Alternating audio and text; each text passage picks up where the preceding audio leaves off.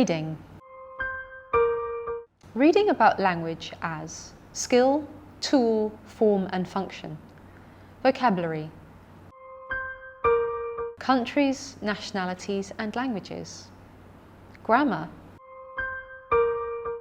Nouns and apposition. Listening and speaking. Listening to a talk on most widely spoken languages in the world. Interviewing people about a foreign language they are learning. Writing. Writing a short paragraph on Japan. 1A. Reading. Pre-reading. 1. What is language? 2. What do we use it for? 3. What does language do for us? 4. What would our life be like without language? Read the passage. The question, what is language, can have several different answers, and all of them may be acceptable.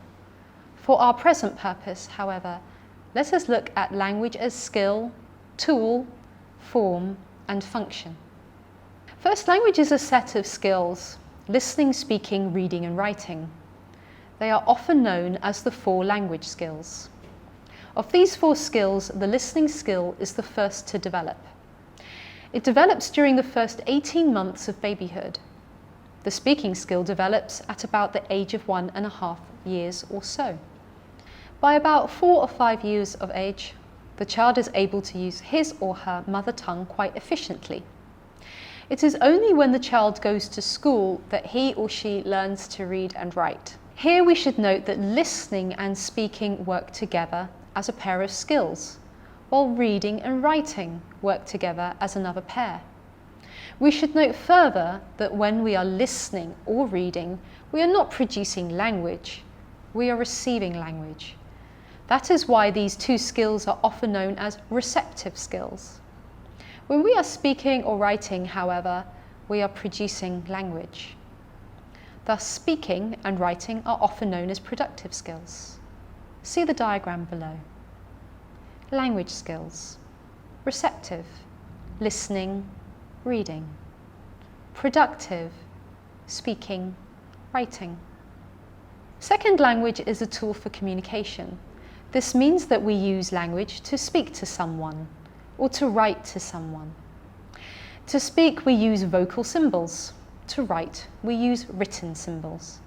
What is interesting here is that when we speak, we use gestures, such as the movement of our arms, hands, heads, and also facial expressions to help the listener understand us better. When we write, however, we use graphics, such as pictures, photographs, charts, tables, etc., to help the reader understand us better. Thus, we may say that speaking and gestures go hand in hand, just as writing and graphics do.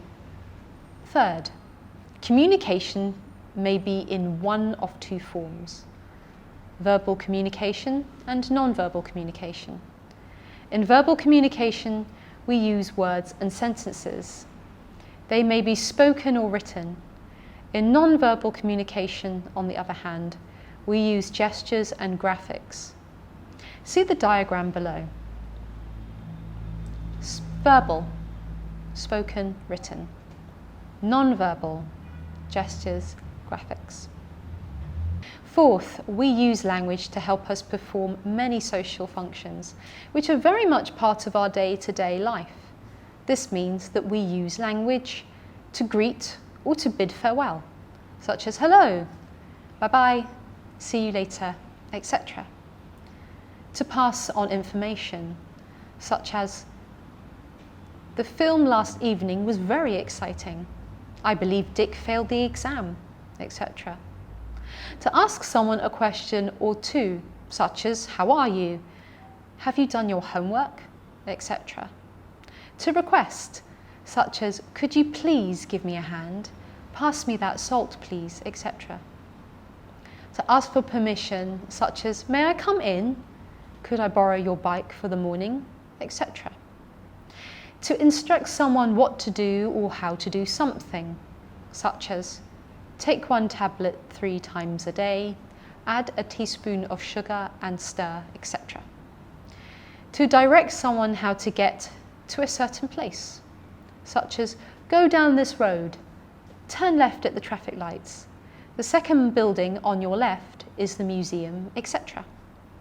To thank or express gratitude, such as thanks a lot, how very kind of you, thank you so much, etc.